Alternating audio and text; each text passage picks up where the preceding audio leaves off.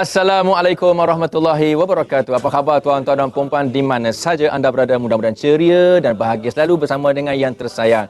Kepada penduduk Malaysia, Singapura dan di mana saja yang dapat siaran ini, teruskan bersama kami dengan siaran Al-Kuliah secara langsung dari studio TV3 pada petang ini. Dan kepada anda semua, di tangan saya ni ada satu buku kecil. Ini sangat bermakna kalau anda hendak pergi ke mana-mana luar negara.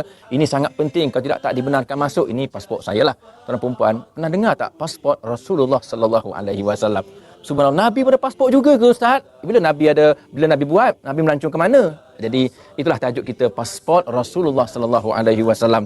Jadi perempuan yang mengupas tajuk ini bukanlah saya yang selayaknya. Kita telah mengundang dua orang yang telah mencipta pasport Rasulullah sallallahu alaihi wasallam ini.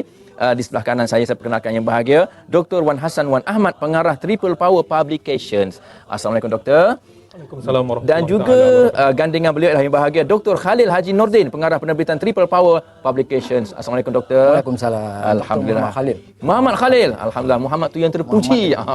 Perempuan, apapun kita mengalu-alukan kedatangan satu rombongan, bukan mengamar marhaban ya, bukan kumpulan Yasin, tapi Biro Hawa Surau Al-Jannah, Taman Jasa Utama Batu, Cave Selangor. Assalamualaikum semua. Alhamdulillah. Jadi tuan perempuan, bila menyebut tentang pasport Rasulullah, saya nak tunjuk ini pasport saya ya.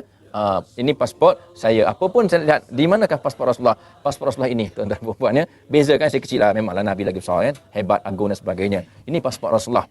Anda boleh lihat ya. So, nak tanya bagi Dr. Wan Hassan bagaimana tercetusnya idea untuk menerbitkan buku kecil yang padat dengan judul yang menarik sekali sini, macam-macam ada, dengan tajuknya pasport Rasulullah sallallahu alaihi wasallam. Silakan Doktor.